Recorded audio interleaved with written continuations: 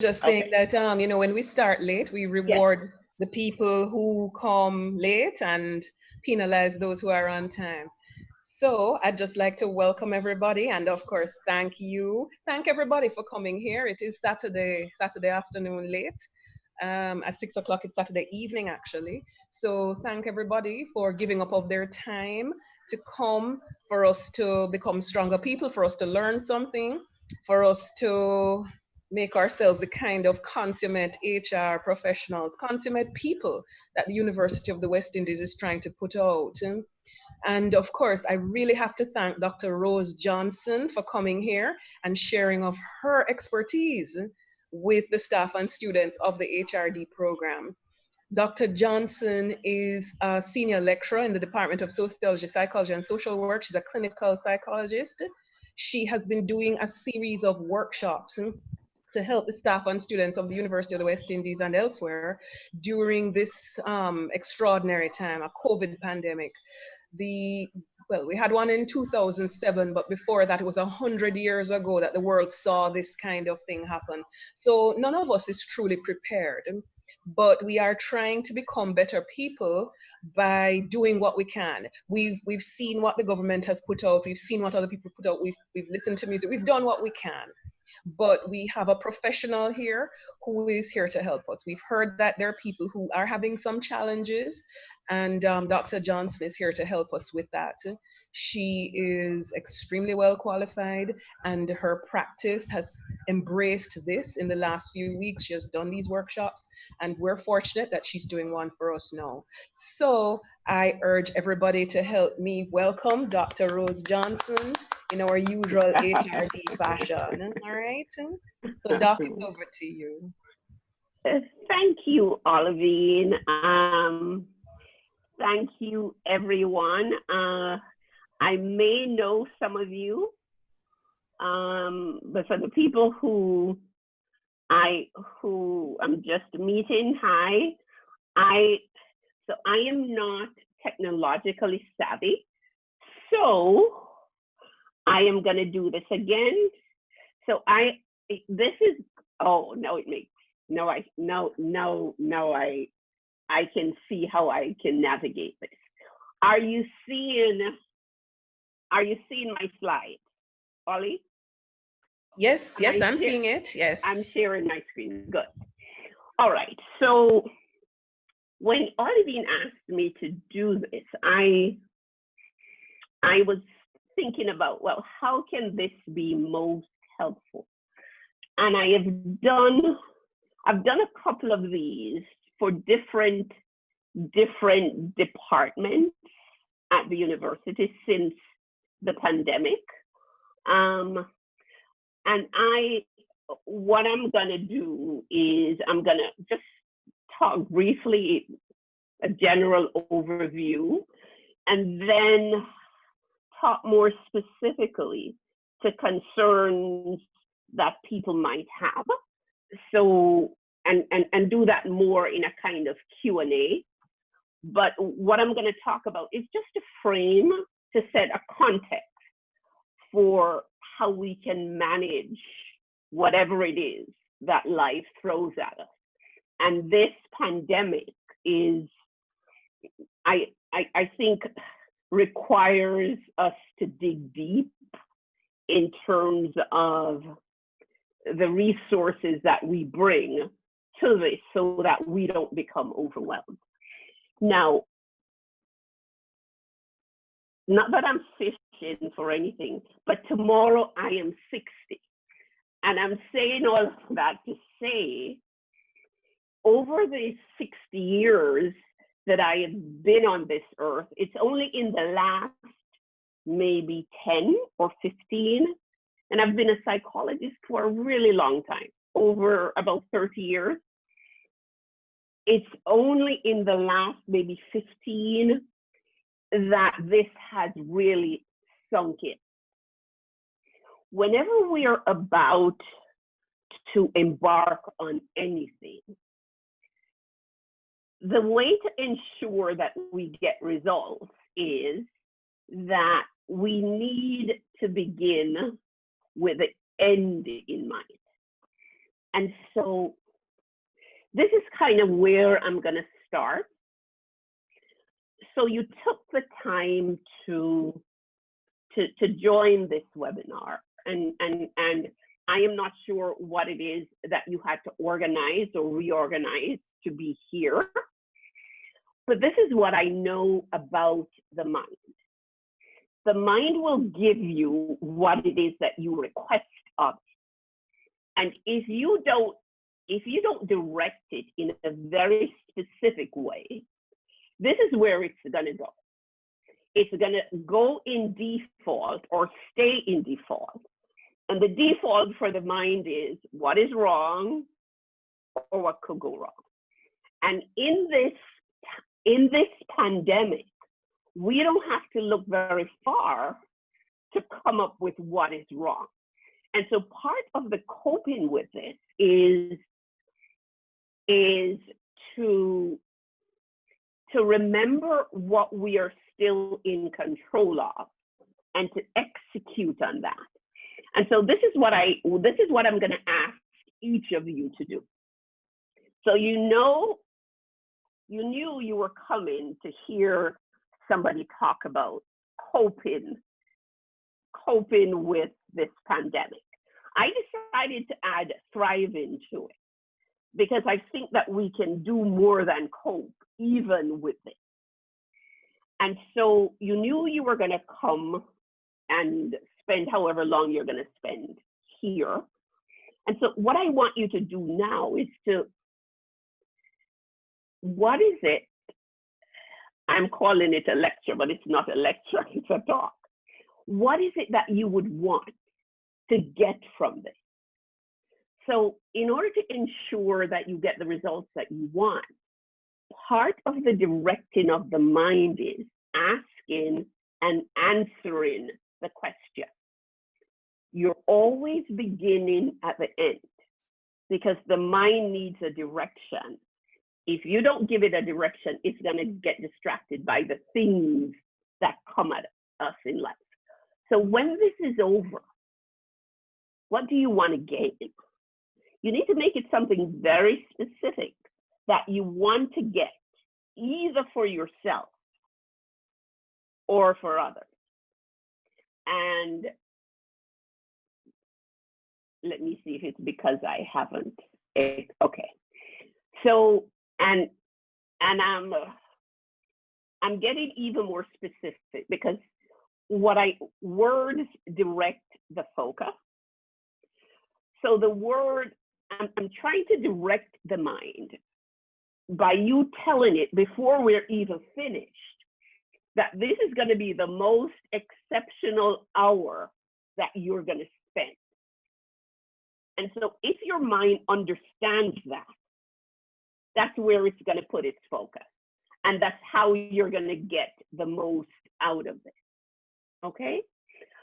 So I hope that you were writing when I was talking. And so could anybody share with us, what is it that you wrote down? What do you want to get when this is finished?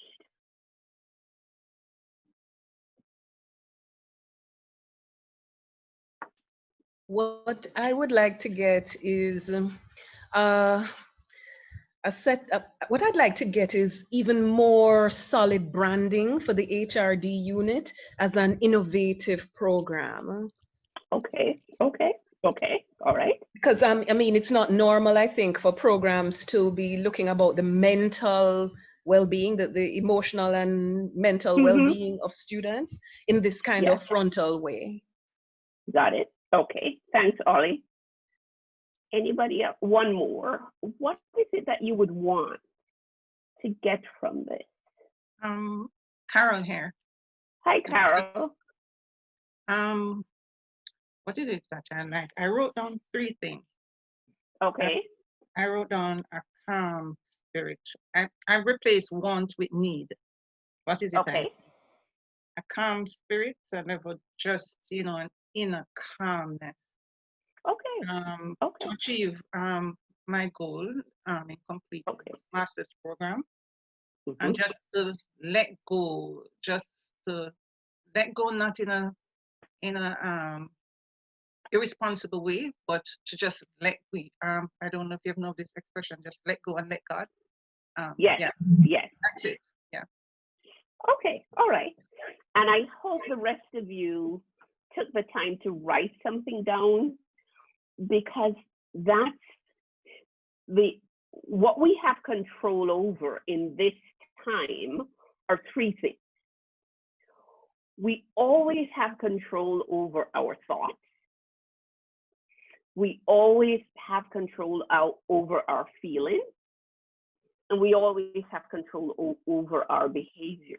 That is all we control.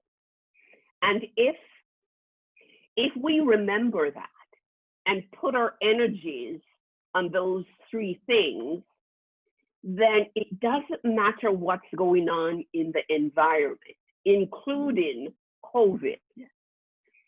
You are gonna feel that there is something you can do about it, okay?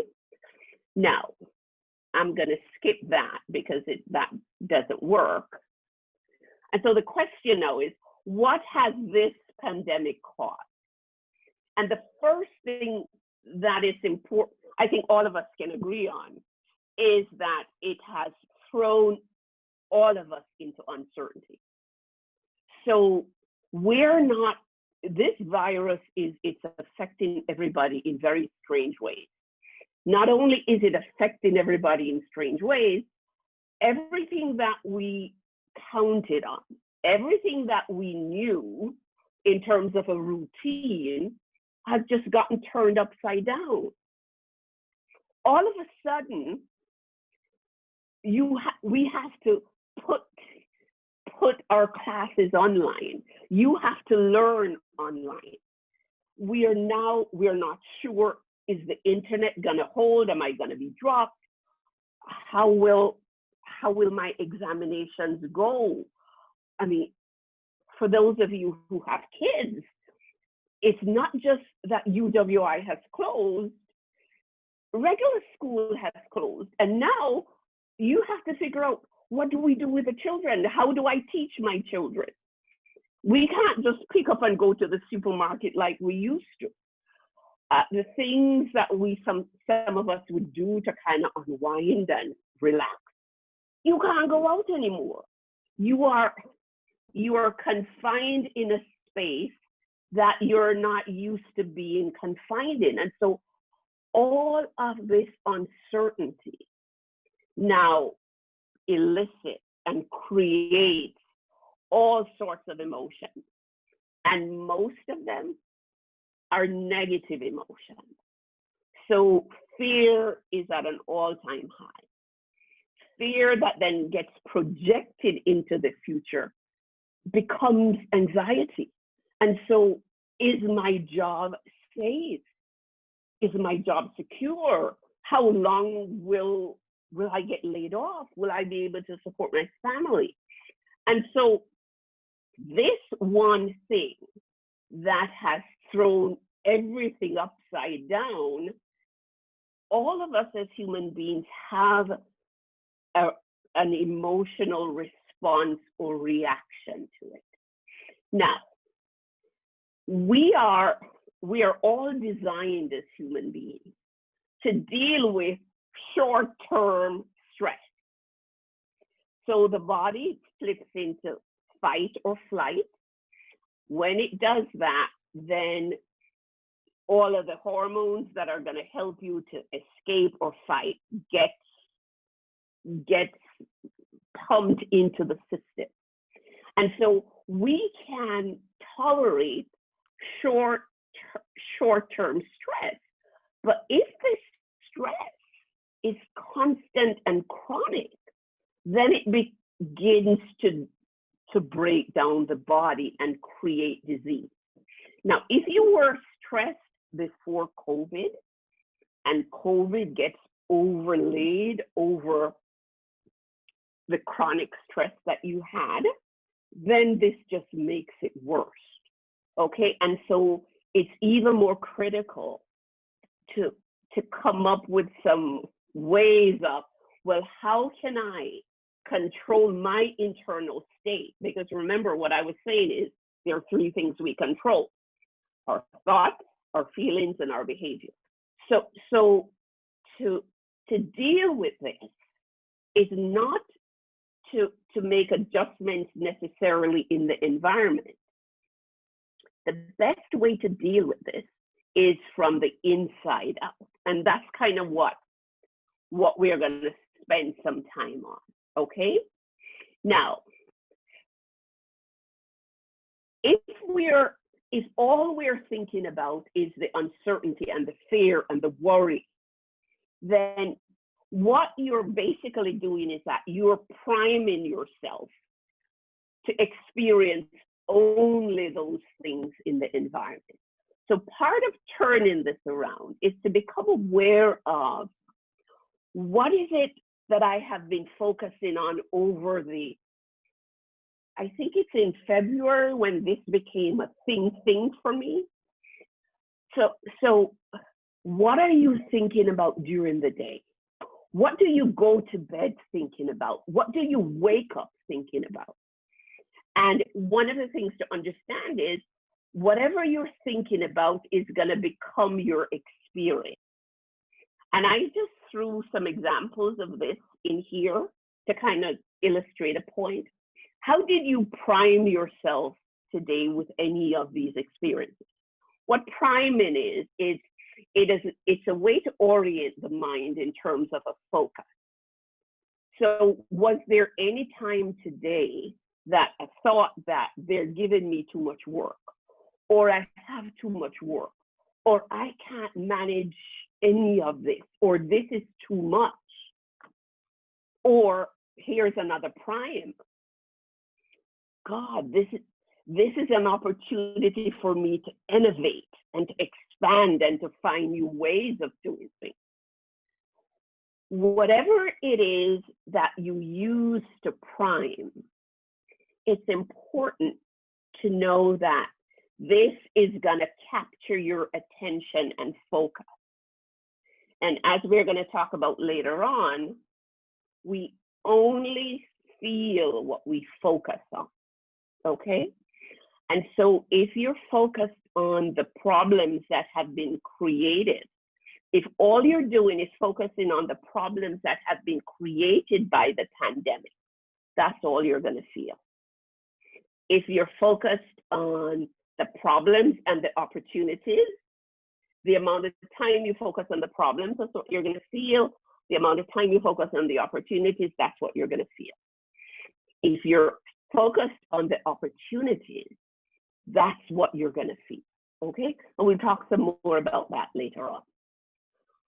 So what I want you to know is this: it all begins and ends in the mind. And for things to change for you, you have to change, not the environment. It all begins and ends in the mind.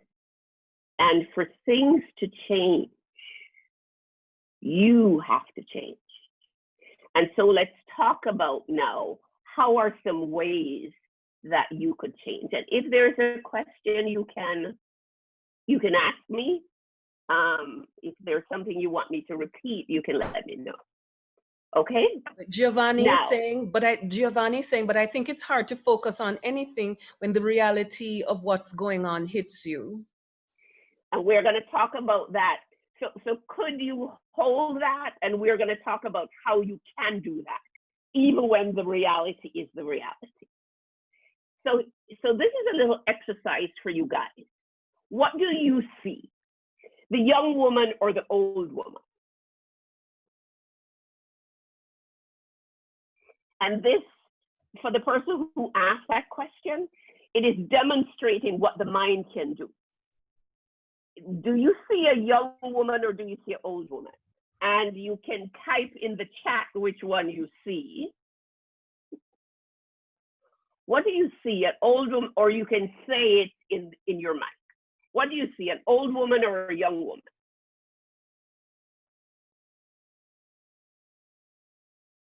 Anybody? What do you see? A young woman? Fine. I saw both, but I saw the young woman first. You saw both, and you saw the young woman first. Anybody else? Yeah, I'm I'm with seeing Debbie. You're seeing one or both?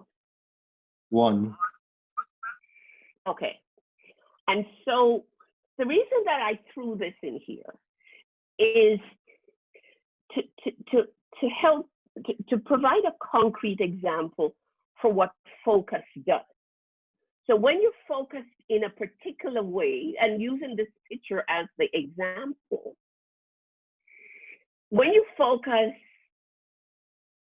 one way, you can see a young woman whose profile is turned to the side.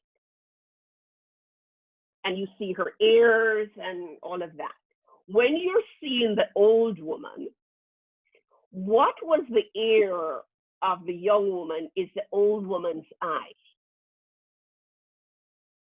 And so what happens, so if you think of life as a canvas or a painting like this, depending on where you focus, you're going to have a particular experience. And for some of you who can see both the old woman and the young woman, what that is saying is that your mind is flexible so it can look at different possibilities. One of the things I also want to say is when you're seeing the young woman, you can't see the old woman. And when you're seeing the old woman, you can't see the young woman. So the mind has to drop one thing in order to focus on the other. And so the picture I'm trying to paint is this. It's kind of like when you get a new cell phone, in order for you to use it appropriately, you need to understand how it works. Because if you don't understand how it works, you might not even be able to turn it on so you can get the use of it. And so in order for you to understand the resources you currently have, you kind of have to understand the mind, which is what helps us to execute all of it. So understand that the mind can shift what you experience depending on where you put your focus.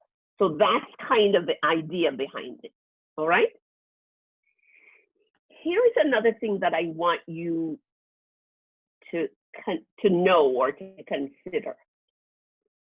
Emotions are the fuel that get us through life, okay? So frustration, anger, resentment, depression, those are emotions. At the same time that joy and excitement and passion and contentment and laughter and playfulness, those are also emotions. The emotions of our lives are our life. And so it's important to understand that it doesn't matter what's going on. If the emotions of your life are frustration and anger and resentment, it won't matter what's going on externally.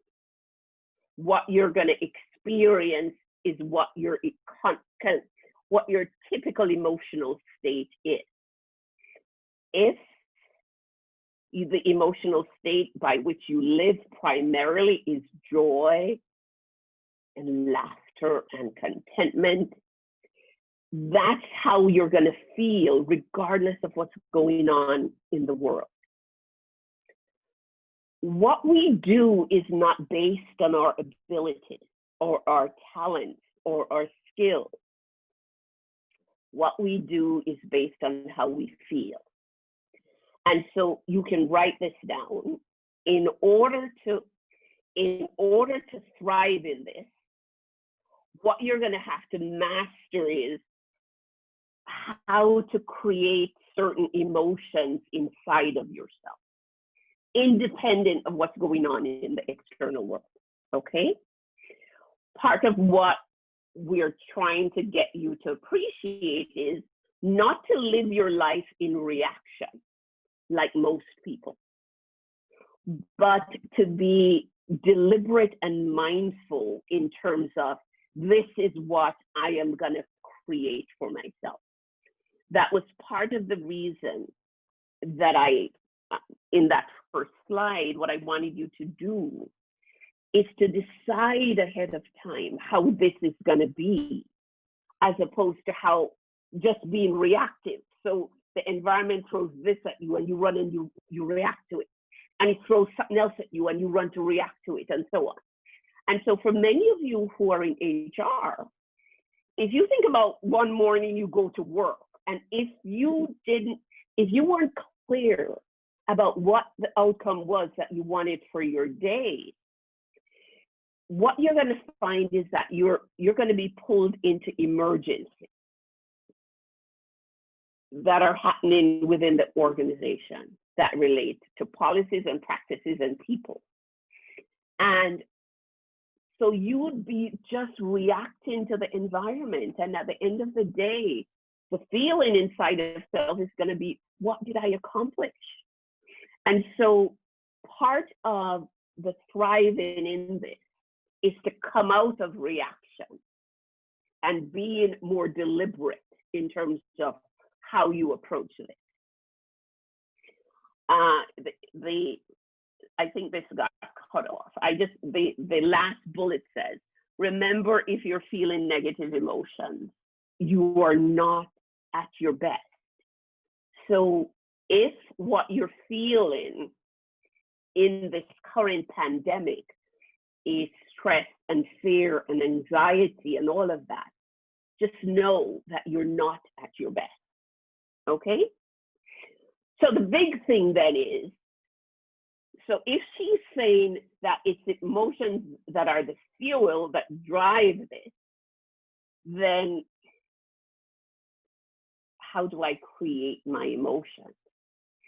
One of the mistakes that we make is that we make the mistake that in thinking that things make us feel a particular way and people make us feel a particular way. That is not so. We create every single emotion that we experience. And there are three ingredients that we always use, regardless of whether the emotion is positive or negative. The first ingredient is, what are we doing with our body? That's physiology. The second ingredient is, what are you doing with your focus? The third ingredient is, what are the words that you're using to think in or say out aloud? And the combination of all three of these things create the emotions that you're experiencing. Now, if you create it, you can also uncreate it. So this is more of an elaboration. Physiology. How do you engage your body? What are you doing with your posture? How are you breathing? What is the tone of your voice? Are you moving? Now, embedded within this are tools to use to get yourself in a particular state. And so physiology is the easiest thing to change, especially if you are a worrier. So there are times when we get so caught up with the narratives in our mind about just how awful things are, that to tell yourself to stop is too much. But what is critical is that you have to interrupt your thought. And the easiest way to interrupt your thought is to do something with your body. So there are times when I have clients who come in who are really very, very depressed. And what I say to them, in order for them to understand this emotional triad, is I would, when they're talking about real things that are sad and distressing, and I would say to them, there are three things that we do when we feel any emotion. And even in this sadness, I want you to know that you can feel something different. And I would say, just humor me for a minute and just do what it is that I'm going to ask you to do. And I'd say, stand up. And the person would stand up. And I just say, jump up and down. They look at me crazy, and then they do it. And they're jumping up and down, and then they start laughing. Emotion is created by motion. And if you notice what happens when you're depressed, you don't want to move. Part of the reason that exercise is so critical is because it generates those elevated emotions. So remember, physiology is a really important ingredient to remember when you're trying to change how you feel, okay? Focus is the next ingredient. What we focus on, we feel, whether it's true or not. So here's the example. Were you feeling your arms before I mentioned them? Chances are you weren't. But the fact that I mentioned your arm, your attention went there. And you noticed that. It is the same thing for anything else. If you're not focused on it, you don't feel it. Now, I go to, I don't know how many of you know Anthony Robbins, the personal development guru. And he has events where there is a fire walk, and you get to walk on 6 feet of burning coal, and you don't get burned. There's no blister, you don't feel it. So I have done 3 fire walks. And because you're not focused on the hot coals and, oh my God, I'm getting burned, you literally don't feel it. So this happens on an emotional level and on a physical level. Remember this, remember what I said we have control over: what we think, what we feel, and what we do. So part of deciding what you're going to focus on is about telling your mind where you want it to go. It's kind of like a radio frequency. So I listen to Cool, and Cool comes in on 97.1. If I want to hear Cool, I can't go to 100. Cool is not going to come in. This is really important. Part of the management of this is you need to decide what you're going to focus on and not let others determine that for you. What does that mean? If you binge watch the COVID coverage, you're going to be scared. If you binge watch the news is all of what is wrong in the world. That's what you're going to feel. And so again, understand that you control one, you control two. The last one is about language. Language is about words. The words you use to describe your experience become your experience. And so part of what I want you to begin to think about is, what is my habitual language pattern? Is it that, geez, life is so hard? How come I can't get a break? Man, I am so soft. Whatever you tell the part of the mind that makes us feel, it doesn't question you, it just says, okay. And so, is this an opportunity, or is this the worst thing that could ever happen, ever? Whatever it is, whatever language you use, the biocomputer of the brain just acts on it. It doesn't question it, okay?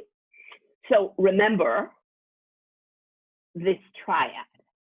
So if you think of yourself as a high-performing machine, what type of fuel are you putting in it? And I kind of like Bimmers, and they are the ultimate driving machine, and they require premium gas.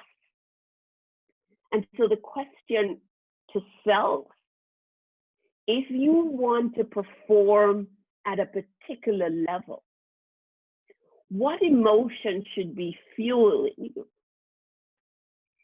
So if you want to perform in an outstanding way, fear is not going to help you. It's like putting kerosene oil in the ultimate driving machine. It's not going to run. And so, again, as you deal with this thing that we all have to deal with, what it's saying is that you have to come at it with your greatest self. Because if you do otherwise, the uncertainty that is swirling around us is going to get the better of you and create overwhelm. So whatever you focus on, you feel. Are you focused on success? Are you focused on failure? Are you focused on joy? Are you focused on sorrow? Whatever it is, the biocomputer of the mind just says, okay. All right, so just kind of remember that. In terms of language, as soon as you put words to an experience, it changes the meaning. So somebody says to you, how are you? And you say, not bad. Versus, how are you? And you say, I'm thrilled. Versus, so-so. Versus, outstanding. And I know some people say to me, but if I don't feel good and I say thrilled, then I'm being fake. What I would say to you is that your brain responds to your words as if they're real. And what I want you to begin to do is the words have the power to change the experience that you're having, because words change our biochemistry. So saying so elicits certain neurotransmitters and hormones and all of that stuff. Saying thrilled does something else. So we have so much more control over this thing called our bodies and our minds and our emotions than we give ourselves credit for. So basically what I'm saying is that in order to thrive in this current situation that the world is in, we got to become masters at managing ourselves. We have to become masters at managing thoughts, feelings, and behavior. That's all self-management is about, okay? And to achieve self-management, this is where I think it's hard. You have to take responsibility for your thoughts, And I'm talking total responsibility now. You have to take total responsibility for your thoughts, your feelings, and your behavior. And so if I am home and I sit home and I'm thinking about COVID and I am scared, I need to understand that the only reason that I am scared is because of what I'm telling myself in my head. I then need to pause and rewind so that I can become aware of what am I telling myself. And then I can then adjust what I'm telling myself so that I can have some other options in terms of how I'm going to feel. Okay? Self-management is so important because as professionals in HR and as, you know, whatever your role is, wife, mother, sister, brother, husband, whatever your role is in this, whatever roles you have to play in this life, everybody wants and needs something from you. And if you don't take care of you first, you're not going to be very useful to anybody else. Okay? And so part of taking care of you is to begin to develop strategies and techniques to make yourself feel good, to get the right fuel going before you engage with anybody. Okay? Self-management is key. You can't leave your mind up to its own devices. When you don't tell your mind what to do, it just does this. It goes to what is wrong or what could go wrong. If you stay in what is wrong or what could go wrong, you're going to be stressed. When you're stressed, you're not performing at your optimal. Stress means you're in survival. When you're in survival, your focus becomes extremely narrow. Everything in the environment now is perceived of as a threat. And if you're surviving, you can't create, you can't expand, you can't achieve, not in the way that you want to. And so controlling your focus every single day, if this is the one thing you do, it's gonna pay dividends down the road. You must direct your focus every single day. One of the things that I've learned, didn't learn it in my formal training as a psychologist, is that you can't, the mind, in order for it to stay in a place where you feel inner peace and joy and you're productive, is that you have to direct it every day. You have to feed it every day. And it's gonna give you back what you feed it. And so it's kind of like, if you want a healthy body, if you fill it with junk food, that's not gonna happen. The same thing happens for the mind. And so you must take time before you start your day to engage your mind in a way that is about what you want and not about what you fear. You get results in advance by asking yourself daily. And it's not just asking, but you need to write this down for it to be imprinted in your neurology. What is the outcome that I want for today? The outcome is not a to-do list. It is at the end of today, what is it that I would want to be feeling? That's your outcome. And again, for those of you who drive, notice that before you got your car, you didn't notice the same model and make like yours. You got your car, and every time a car like yours passes you on the road, you notice it. When you set your outcome, literally what you're doing is that you're telling your mind, this is all I want you to pick up as I go through my day. Okay? So this is critical, critical, critical.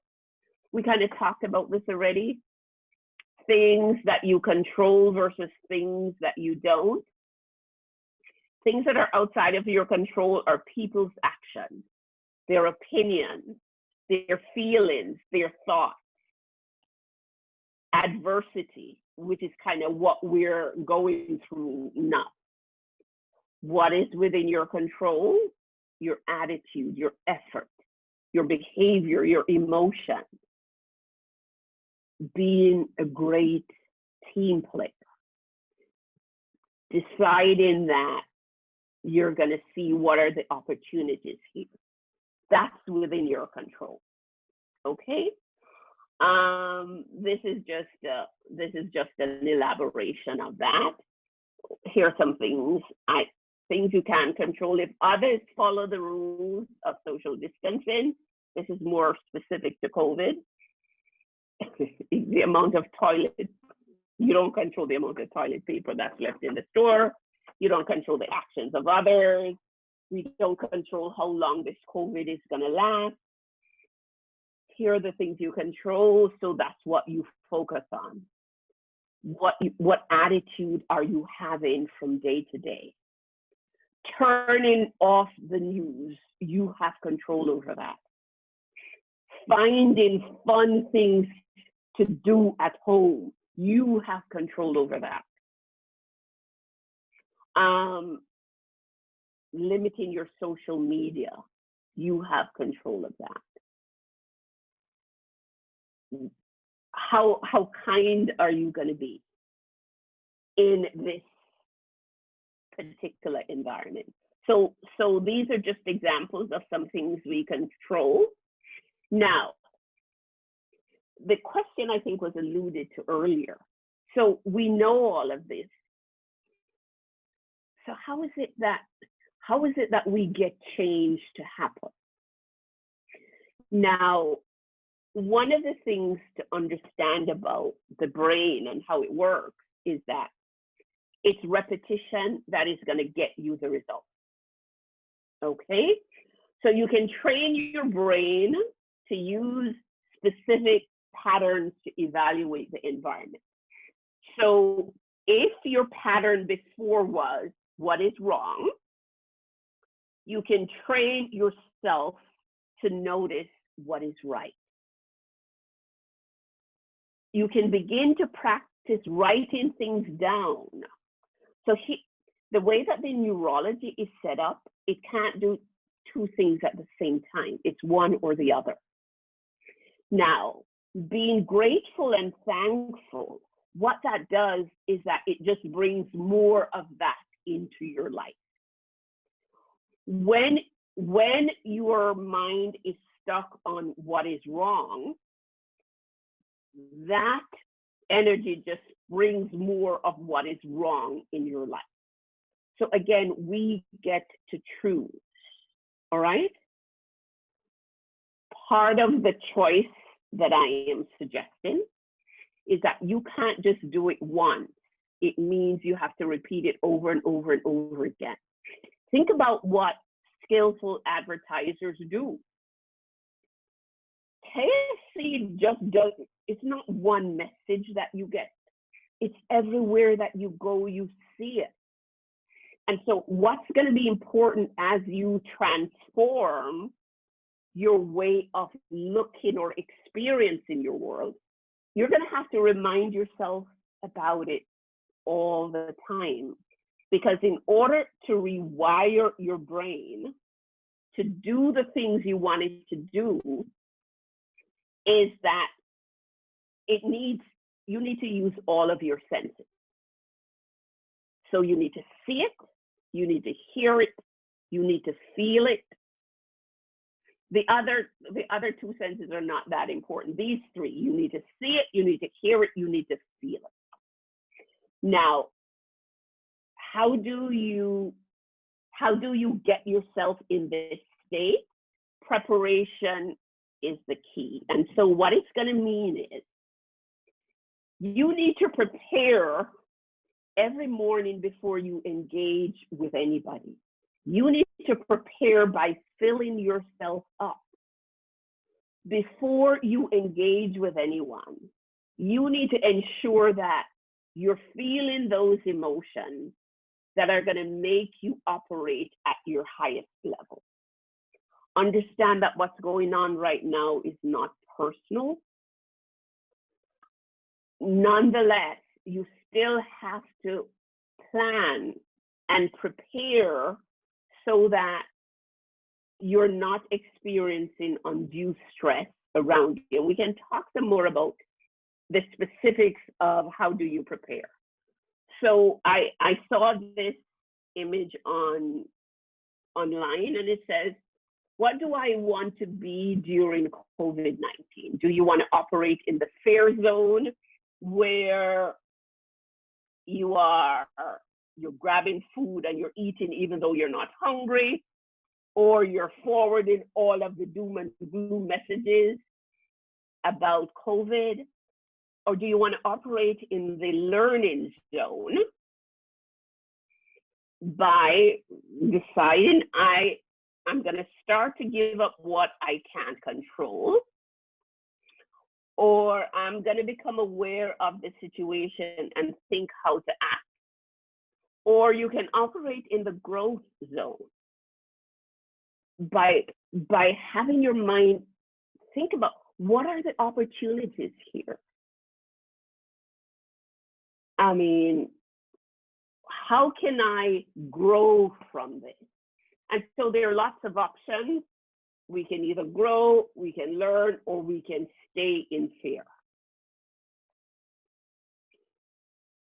I saw this, I was taking an online course recently, and the facilitator, this was part of the homework, that we needed to remember this poem. As I think, so I feel.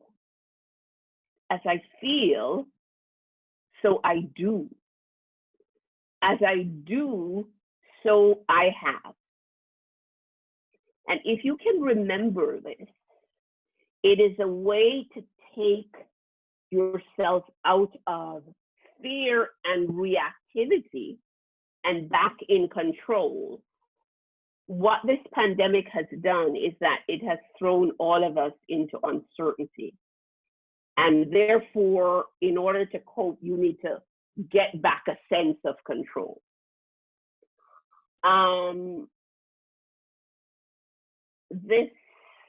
Let me skip this.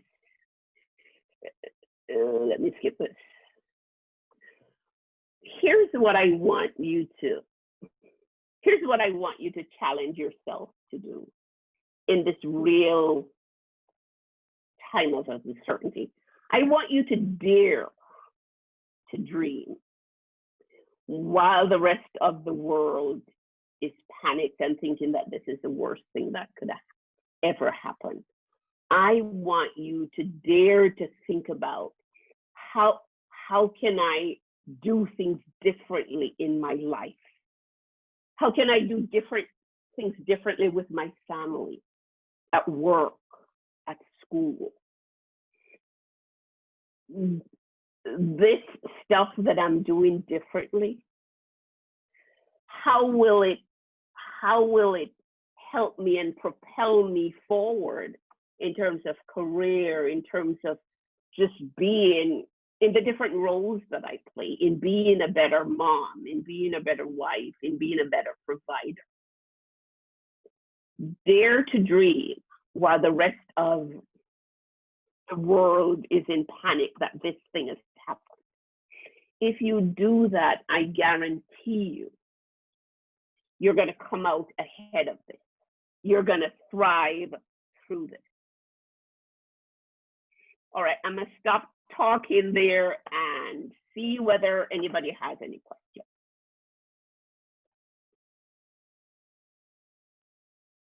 Any questions? I'd seen Giovanni earlier on with a question. Okay, Giovanni. No, my question was just that how is it how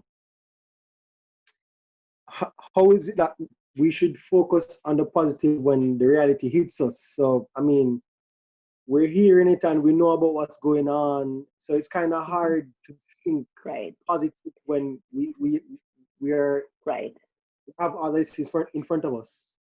I got it. And so I think you're absolutely right, Giovanni, about when things are awful, how can you stay positive, sort of. I'm reframing this. And I would take positive out of that, and I would insert, if you focus on what you want, in spite of what's going on around you, then you're not going to stay in fear and stress and upset. So trying to tell your mind something is good when it's not good, that's not what I am proposing. What I think in terms of a direction for the mind is that if we focused on what we want, then we're not so distracted by the things that are going wrong. That's how I would respond to that. Okay.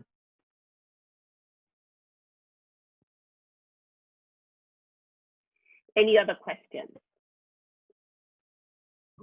Any other question? Just to help it sink in. So you're saying, in other words, then, it's important to be aware of our thoughts and our feelings, and to make deliberate attempts.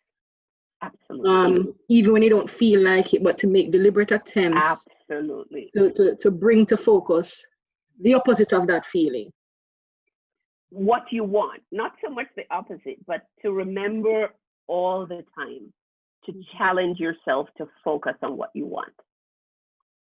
Okay. So for example, if you're a student and you're in traffic at 5 o'clock or 6 o'clock, and so you're taking your online class while in your car, you have to remember that you are doing a master's program. There are billions of people who want to be studying and they're not. And just focus on the end game. You know, the fact is you're just going to be one course closer to having your master's, and just focus on that. So I like that example, Ollie. So it is kind of, in any situation, we have options in terms of what we're gonna focus on. And so if after work you're driving home and you're trying to connect to this online class, if you tell your mind is that, gee, this is too much, the mind is gonna say, okay. And then you're gonna feel the stress of that. If you tell your mind something else, that, all right, listening to this on the way home is gonna, at least I'm gonna be able to focus I'm not gonna be interrupted by so and so and so. I am gonna take in as much as I can. And then when I get home, or it's gonna be recorded and I can come back and listen to it at another time. I would imagine that if you're in traffic and you're feeling the stress of driving in Jamaica and people cutting you off, and it's after 8 or 9 hours of people just pulling you in all different directions, what I would say is it's going to be important to have compassion for yourself and to you know what, today was a doozy. I just got beat up so hard. And if it feels like listening to a class at that time is too much, then what it might mean in terms of self-care is instead of pushing through it and getting more frustrated because you're not taking it in, what might be more useful in that situation is to get centered and calm first. So remember what I was saying, that the emotions are the fuel.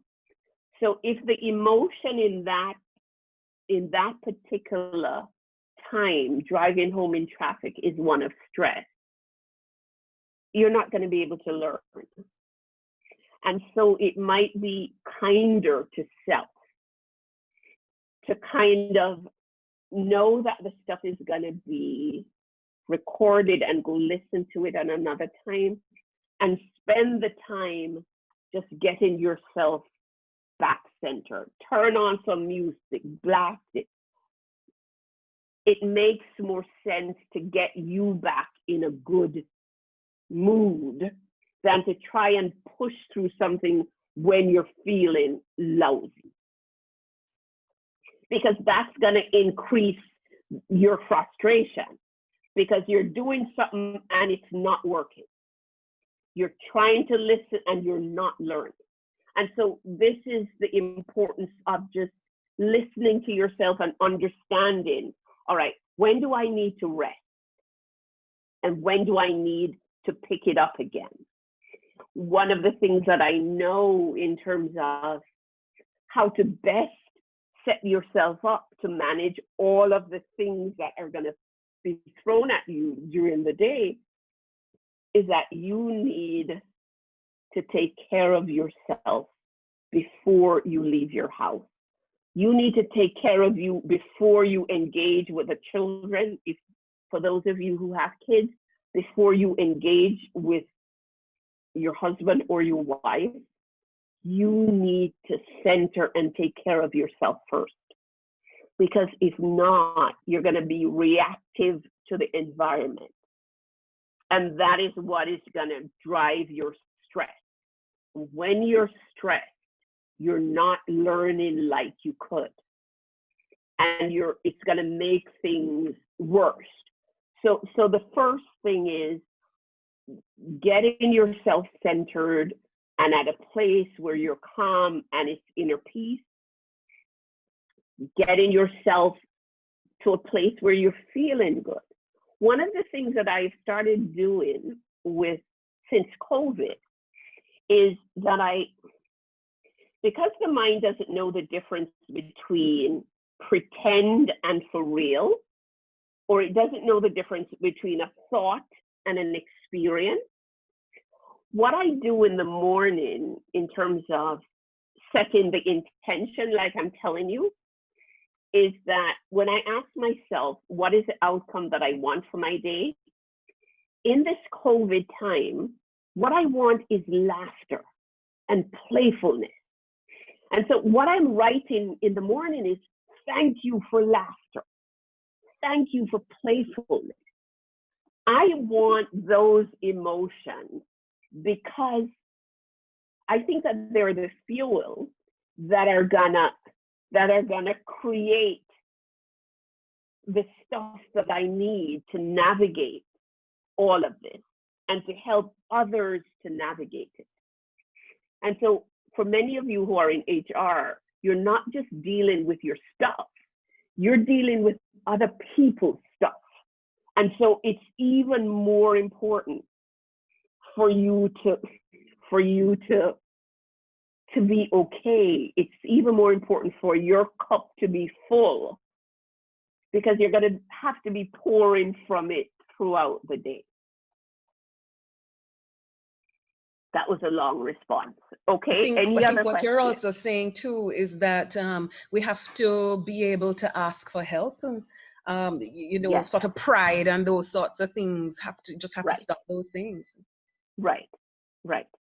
And so it's about having compassion for self and knowing when, okay, I need some support here.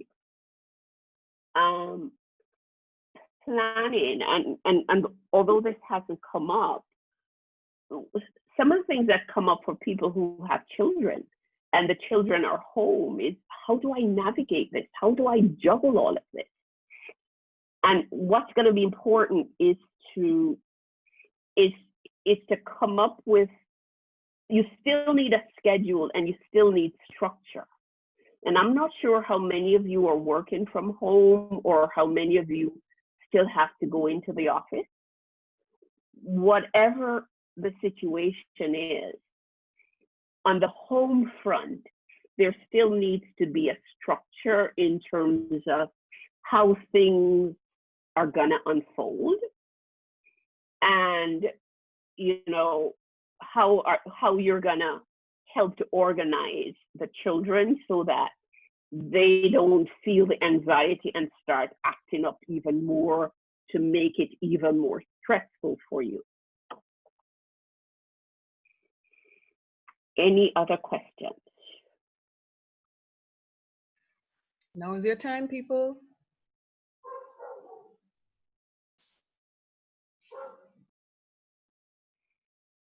Okay. I'm good. Just to say real positive stuff, real good stuff. Thank you. All right, guys.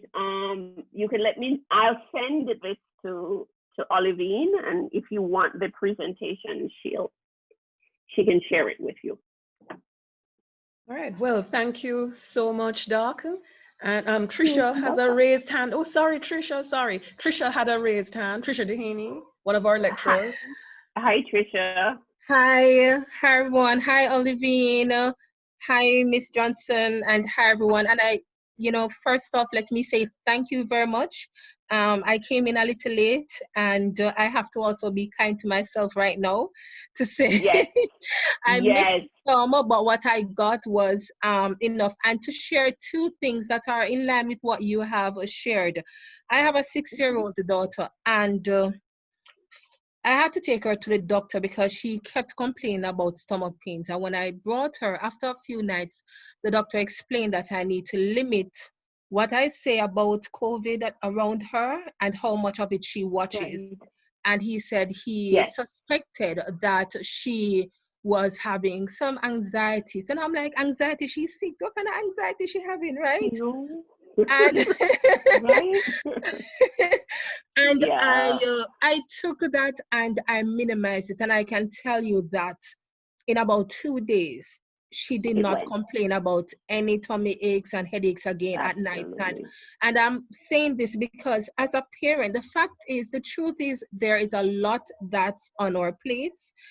Persons wear many hats, and one of those hats is just being a parent. And you sometimes are not sure how much to share, how much to not share, and just to find that balance.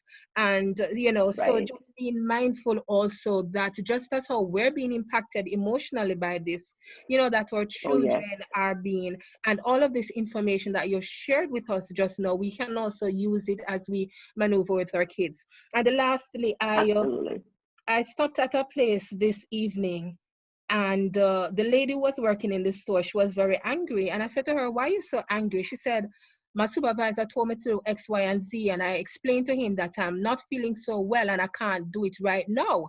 And the supervisor started to argue with her to say, oh, you mean you're tired? You can't tired because I've been doing more than you. You're not tired. Wow. And she was saying to herself, you can't tell me how I feel. You don't live within me. You don't know how I feel. And she was on, and I said to her, I said, what's wrong? And she was just explaining, and it hit home to me that sometimes we don't recognize that we are all different. I can carry maybe 1,000 kilograms and I'm good. Somebody else maybe can just carry 100. Right. And to just recognize that though I can carry 1,000, somebody else may not be able to do so. And to know that it is okay. And also, if it is a reverse and I can only take 100 and somebody's taking 1,000, to just realize that I am doing the best that I can.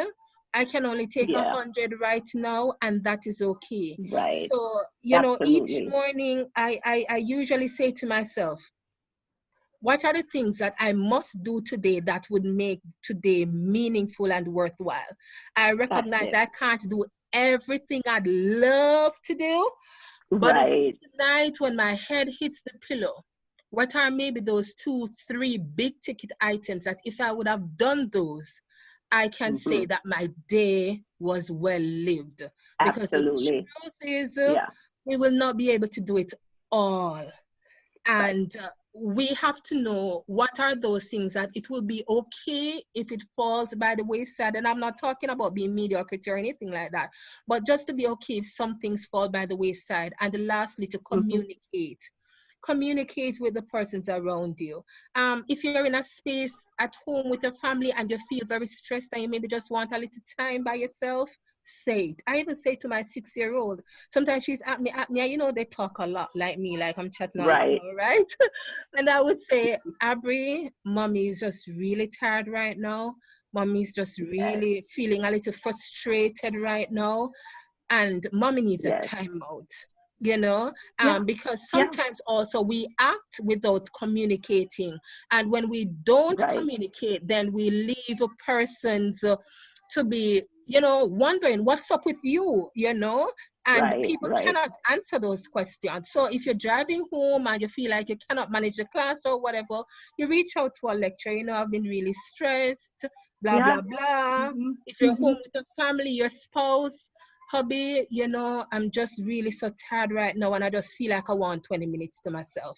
And just have that communication with the family and just to know that it is okay, you know? Absolutely. And that's my 2 cents. But thank you very much. Thank you so much, Tricia. Yes. Excellent, excellent advice. Excellent advice. And, you know, children sense us. So there's an energy that we all give off when we're feeling a particular thing. And so you don't have to say that you're stressed for the people around you to feel it, you know, and I'm sure you've experienced that. So somebody doesn't have to say anything to you, you sense it. And children are really very good at sensing. So anything you are going through, they feel it and feed off of it. And that's kind of why when it feels like you're at your most stress that they act up, it's because they're feeling your stress. Thanks, Tricia. All right, any other questions? Any other questions? So part of the management of this is to just know, go ahead. Johnson, as students and lecturers leave here, we have heard what you have said, providing a very positive emotion. But how do we maintain, how our students, how our lecturers maintain this attitude, this positive attitude, so that the attitude becomes a real part of us, not just for now, but for us for some time to come? Got it. And so, excellent question. How you make something a habit is repetition. And so it is to ask yourself a question and then do it. What would I need to do beginning right now that will make me feel excited? What would I need to do right now to make me feel joy? And the answers are inside of all of us. And so this is an example. So you go to the source of the answer, which is self. You have an idea of what you want. What is it that I want? I want inner peace in this time of uncertainty. And so the question would be, what would I have to do in order to have inner peace? Your mind is going to respond and give you the answer. So for me, that answer is this, and it's things to do. So it is meditating. It's waking up early so I can get these things in. Meditate. And what I do would be, it's different for everybody. meditate for 25 minutes, spiritually connect for 30 minutes, exercise for 45 minutes, journal for about 10. And I do this every single day because that's what keeps my mind focused on what I want. So keeping the mind in a state of productivity and optimism, it requires feeding every single day. And so different people are at different stages. And so, for example, if one of the things somebody wants to do is to improve their feeling of confidence, you can't just think in your head, I want to be confident. One of the things that you can do to rewire the brain is every single morning, many times throughout the day, is to repeat, I am confident. I am. It doesn't matter that you don't believe it initially. Repetition is what changes a habit. So it's like any other thing that we do in our life. When we want mastery over something, we have to do it over and over and over and over and over again. And so if you leave here and not do anything, then nothing is going to change for you. If you leave here and decide that, you know what, I'm just going to work on one thing. If it is that you have a fear about a specific thing, so I have a fear that I am gonna fail my exam, I'm just making up stuff, then reprogramming, literally saying to yourself, writing this down every day, I am doing the best I can. I am doing the best I can. I am learning whatever it is. So whatever you want, the more you're able to say it, think it, write it, the more it's going to become a part of you. And then it's your automatic. You don't have to think about it anymore. It will just be you. And so if you do nothing, then nothing is going to change. But if you want things to change, the first thing is know what it is that you want. Know why it is that you want it. And then take action so that you can get it. So we don't get results if all we're doing is thinking. The only thing that gets results is action. So we have to do. I hope that answers the question. Great, great, great. I think you're telling us that really we need to have our tools in place. And yes. Those tools will help us to be able to repeat. Yes. Right. Right. Great. One of the things too is also striving, because Trisha has made a point here. I try to use generative language that helps me see the possibilities of the future. I often fail to keep at it. But I keep at it as it works wonders. And I'm thinking that, you know, this thing about perfect practice makes perfect. So you keep trying, even like you fall off your diet, but as long as you keep trending in the right direction, you'll ultimately do it, you know? Right, right. And of course, Trisha also said we have to learn to say no. No is a legitimate word in English, and it's the shortest sentence ever. If we can't manage something, say no. Right. Right.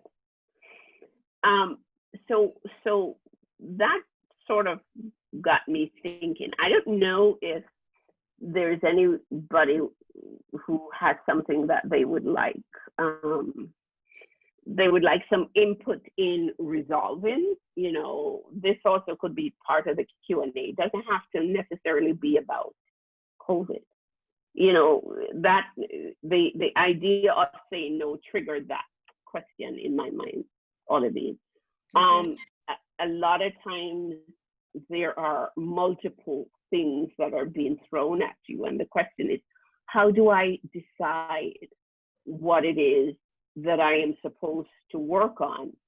And again, if you're not clear about what your outcome is before you leave home, then, and you're the type of person who has a challenge with saying no, by the time you come home, you're going to be beat up, because it's going to be, this person is wanting this and you're going to jump, and that person wants it and you're going to jump, and that person. And so it's kind of like a ping pong ball. And I'm not sure if anybody who is in here, you know, if that is an issue. But there are lots of levels to, you know, how do I manage me so that the environment doesn't manage me? You're actually asking for a volunteer for an exercise now, Doc? It's just something to think about, because I noticed that a lot of people didn't have questions, but so I just kind of broadened it to say, you know, the questions don't just have to be about what we're talking about. It could be about, you know, broader general things. Yes. It's me again, Trisha, Dr. Johnson. No, I don't have a question, but as regards to no, it took me a long time to say no and to be okay with it. Right. You know, when you hear about, you know, caring and this and that, we often tend to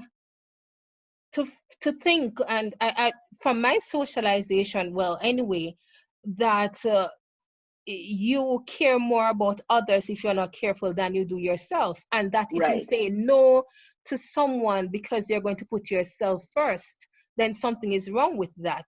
And it has taken me some while to recognize that it is okay. It is okay in this time and this space to say no. Granted, there are limitations, right? Because we are not all completely independent as students, and even us as lecturers. And as you say, we have to keep at the fore of our minds, what is it that we want to achieve? And we have to say yes and to say no to certain things that will help us to make, you know, to achieve those things. And bearing in mind that everything will have consequence. But just saying no, for example, if somebody needs help, but you're in the middle of doing something on your own and you're like, okay, can I take this on? And sometimes you're so stretched. But then it becomes a little bit more difficult in the work environment. And if your desk is high and your director comes or your manager comes and here's another task, it's another task because the place is on fire, we need to put it out. How do you say, how do you have that conversation? And it's not just saying no also, but how do you have a conversation around that? And I find that sometimes we're crippled by fear, especially sometimes in the work environment. I can't, this is my manager, you know, you're at school, you know, I can't, but, and so sometimes we don't see what options there are. We don't engage in a conversation because we don't feel like we have the power, the right to. It's almost like sometimes we see only limitations, and then we are blinded by those limitations and we don't see what else is possibly in the situation. True. And I speak so passionately about it because that has been so much a part of my journey. And, you know, I've kind of grown out of it to recognize that oftentimes I am seeing only limitations. And if I just step back a little, I can recognize that there are many possibilities outside of those. And there comes back to what you were talking about, retraining our minds and to start thinking about things differently. You're absolutely right. And the idea about how to navigate when the emergencies come up, and what I would add to what you're saying, Tricia, is to recognize the expectations that you have for yourself, that we have for ourselves. And so the illusion of multitasking is truly an illusion. And so it's important to understand that the way that the brain works is that it can do one thing at a time. It can do things in sequence. But to think that you can do 10 things all at once, that is a recipe for stress. And so, because you understand that you can only do one thing at a time, if you get interrupted with, well, I need this done right away, I think that there's nothing wrong with that. It's important, though, for you to state and make it clear to whoever it is that is making the request that, all right, I'm gonna stop X. I'm gonna put X on hold because you need A right away. And I want you to know that the deadline for X can't be the deadline that we have said before, because I am going to now work on A. Oftentimes what I think people do in their minds is that they get additional things and then they still think that the old expectations should still apply.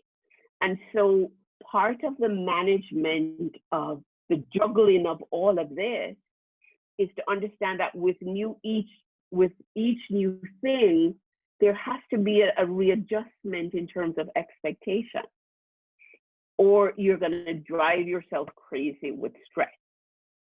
And it's managing your expectations of yourself, as well as managing the expectations of the boss, your lecturers, or the kids, or your significant other. Okay. All right. Anything else? Dr. Johnson? Yes. Hello. This is Tashana. Good evening, everyone. Good evening. Oh, I just want to ask you a quick question, because I know you said you must try to get control of yourself by doing certain things, by doing certain routine, which I am trying, but I still feel a little bit daunting. I must say this is one of my best weeks. Best week. And nice. Yeah. Congratulations. But, okay. Thank you. With work, family, and school.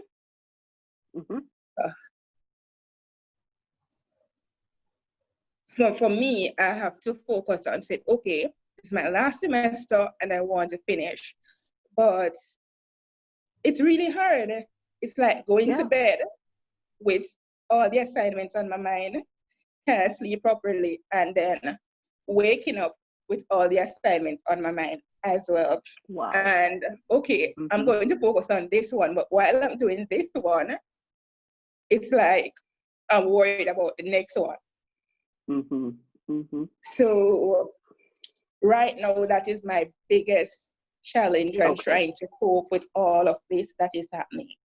Okay. So I'd love your advice for that. So what I would say is, what you're going to be trying to push through and make yourself stress and worry about an assignment in my mind, is just going to make things worse. So when you find yourself at a place where you're tired and there is no more fuel in the tank, what's going to be important for you is to, whatever ritual you have, you have to get yourself back refreshed and recharged, because trying to run on empty is just going to make the stress that you're feeling worse. And so understand that if you are rested, both mentally and physically, you're going to get more out of 30 minutes of studying than if you try to push through on empty and put in 2 hours. Okay. And so what I would suggest to you is that when you find yourself feeling that what you just described to me, it is not the time to push. It is the time to sit and exhale and recharge and reset. Okay. So you know what it is that you're supposed to do, and that is fantastic. It's important for you to understand that you also need to understand when to rest. Now, I just thought of this. I don't know if you would want it. So in addition to everything else that I do, I am a hypnotherapist, and I have a hypnosis recording that I call stress management. And what it does is that it helps regardless of what the day has been. At night, it helps the mind to come back down, because it takes you through a series of things to get you back centered. Now, if you would like, I can send you a recording of it. And so what you do, if you feel like that, is that you just sit and listen. It's about 20 minutes. Okay. And what it will do is mentally recharge you. It will help you to mentally release some of what you're describing. Okay. Thank you, Dr. Johnson. All right. I was also thinking that on a practical level also, if you go to HRD TV, our YouTube channel, we have a survival kit playlist that is several of our orientation sessions. And in some of them, we spoke about time management and study techniques. So we have several videos there because we did several years of our orientation. So you can pick those out and have a look at them. That's a practical thing as well. Okay. And just to add to that, as you listen to the time management stuff, one of the things I want you to notice is that time management is really self-management.